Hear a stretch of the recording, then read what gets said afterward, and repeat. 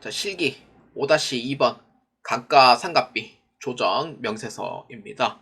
자, 정기 자본금과 적립금 조정 명세서 을표의 내역을 보면은 감가상각비 한도 초과액 143만 5천원입니다. 근데 감가상각비 한도 초과액만 돼 있고 어떤 건지는 안 적혀 있어요. 그래서 자료 2번을 보아하니 공장 건물, 기계 장치, 특허권 이렇게 이제 되어 있고요. 공장 건물은 정해법이고요. 기계 장치는 신고 안 했으면은 정율법이고요. 그 다음에 특허권은 정해법으로 정해져 있습니다. 그렇기 때문에 자료 1번에 보시면은 3조 참고 자료 기계 장치의 상각 부인액이다. 오케이. 이 부분은 기계 장치인 거고. 그 다음에 2번이 좀 중요한 내용인데, 자, 보면은 4월 17일 건물 취득 시 발생한 중개 수수료 570만원 수수료 비용 처리했대요. 본래 이거는 부대 비용 포함이기 때문에 같이 넣어주셔야 돼요. 그 다음에 제시된 감가상각 외에는 감가상각 하지 않습니다. 자, 그러면은 첫 번째 뭐 할 거냐? 일단은 고정 자산을 먼저 등록을 해줘야 돼요. 그래야지 감가상각이 나오기 때문에 고정 자산 등록을 자 클릭합니다. 자, 고정 자산 계정 과목은 건물부터 시작하겠습니다. 자, 코드 자산 제2공장 건물 취득일 기초가액. 근데 문제는 2025년도에 취득했으니 단기 중 증가로 보아주시면 돼요. 자, 이렇게 보면 되고 내용 연수는 몇 년으로 돼 있지? 잠시만요. 40년으로 돼 있죠. 가끔씩 이게 글자가 잘 안 보여요. 그래서 800번대가 아니고 공장은 500번대 이렇게 잡아주시면 되고, 자, 여기에 건물 취득 시 570만원 이게 저기 수익적 지출을 처리했잖아요. 이거는 이제 자본적 지출 즉시 상각으로 들어가야 돼요. 이거는 이제 기업의 기준 위반이기 때문에 이렇게 되는 부분이고요. 그 다음에 회사 계상액은 얼마냐면은 1687만 5천원 이렇게 해주면 돼요. 끝. 자, 이렇게 해주면 끝났습니다. 송금 불산임이 아마 나올 거예요. 이금액만큼. 그 다음에 기계장치. 기계장치는 절삭기계. 그 다음에 취득일 언제냐면은 2024년 1월 31일. 그러니까 작년이네요. 기초금액 3,500, 1,050 이렇게 되고, 내용연수는 5년이고요. 그리고 정율법은요, 여기 상각 부인액도 같이 넣어주셔야 돼요. 여기 전기말 부인 누계 같이 넣어야 돼요. 이거 정율법일 때만 넣고 정율법일 때는 안 넣어도 되거든요. 그래서 143만 5천 같이 넣어주셔야 돼요. 그리고 회사 계상이 얼마? 600만원으로 잡아주시면 돼요. 이렇게 해주면 끝.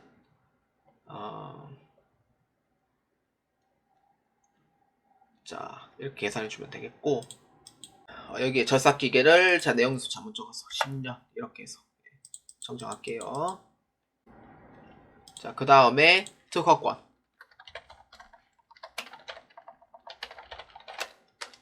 자, 특허권 코드 330 A 반도체 설계 특허자입니다. 취득일은 2024년 7월 1일. 자, 이렇게 해서 취득 금액은 800만원에 전기만 상각 누계액이 80만원이에요. 근데 이게 조금 오류가 있는 게, 취득 금액이 800만원에서 나누기 5년 하면은 160만원씩 상각이 돼요. 그리고 2025년도에 들어와서 160만원만큼 상각을 했죠. 그래서 이 금액을 기초가액을 넣을 때 2024년도에는 80만원만큼 상각이 되어 있어요. 그러면 2025년도에는 1년치만큼 넣어야 되거든요. 그러면은 금액이 안 맞아 들어가요. 문제는. 그러니까 이렇게 80만원, 아니다, 이렇게 해서 800만원 넣고 80만원 넣어가지고 5년치만큼 넣었더니 176만원 나오는 거예요. 그러니까 이게 잘못된 거죠. 그렇기 때문에 기초가액은 2024년도에 상각했던 금액 80만원을 빼버립니다. 아니지, 미상각에 있는 부분을 빼버립니다. 720만원에서 80만원만큼 빼고, 그 다음에 이 금액을 5년 동안 나눈 결과 단기 상각에 160만원이 되고 회사 감가상각비 계상액이 160만원 이렇게 나오는 거예요. 이렇게 해서 입력을 해주시면 되겠고요. 자, 2번 미상가분 감가상각 조정명세서 작성입니다. 여기 여기 있다. 미상가분 감가상각 조정명세서. 자, 클릭합니다. 자, 이렇게 해서 이제 유형자산으로 해서 아까 이제 건물을 해가지고 불러오게 해주시면 되고요. 그 다음에 정해법으로 해서 불러오게 해주시면 돼요. 자, 그러면은 기계장치, 무형자산까지 있죠. 기계장치는 지금 보면은 마이너스 71만 7,165원 돼 있거든요. 여기. 그럼 이거는 이제 기계장치인 경우에는 그러니까 시인 부족이겠죠. 지금 마이너스 뜨는 거 보면은. 근데 이제 전년도에 그 상가 부인액이 있어요. 상가 부인액이 143만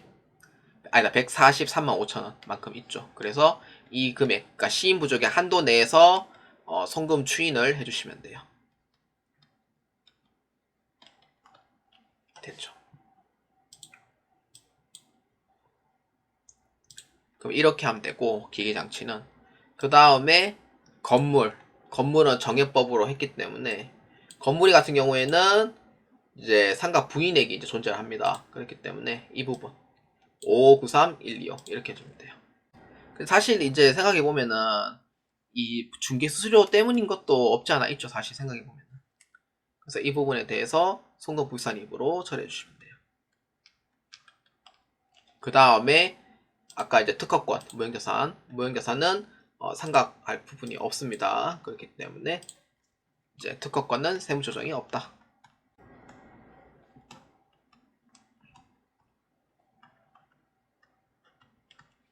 그럼 이렇게 해서 해주면 돼요. 자, 그렇기 때문에 자, 전체 메뉴에 자 클릭을 해서 여기 소득금액 조정 합계표에 세무조정을 반영하라고 되어 있습니다. 그렇기 때문에 자, 여기 감가상각비 조정 명세서 합계표 자 클릭한 후에 자 새로 불러오기 자 클릭하고 자 여기에서 세무조정을 위해 합계 등록을 자 클릭합니다. 자, 아까 그 기계장치 있었죠. 기계장치 그 다음에 특허권. 기계장치는 이제 작년에 이제 상각 부인액 그 다음에 올해는 시인부족액이 나왔기 때문에 그래서 시인부족의 한도인 만큼 송금 추인이 가능합니다. 그래서 그 기계장치부터 먼저 할게요. 그래서 얼마냐면은 711716 그래서 유보 감소로 해주면 돼요.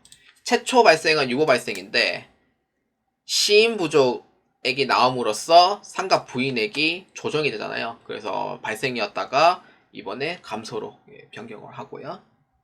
그리고 건물 감가상각비 해가지고 얼마냐면은 5593-125 만큼 유보 발생으로 해가지고 세무조정을 해주시면 되겠습니다.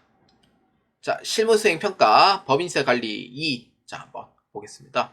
27번부터 29번까지 한번 보겠습니다. 자, 27번입니다. 문제 2와 관련된 세무조정 대상 중 송금 불산입으로 소득 처분할 금액은 얼마인가? 입니다. 여러분들이 직접 다 세무조정을 다 입력했기 때문에 이 금액을 보고 입력해 주시면 돼요. 그렇기 때문에 5593-125원 이렇게 잡아주시면 되겠고요.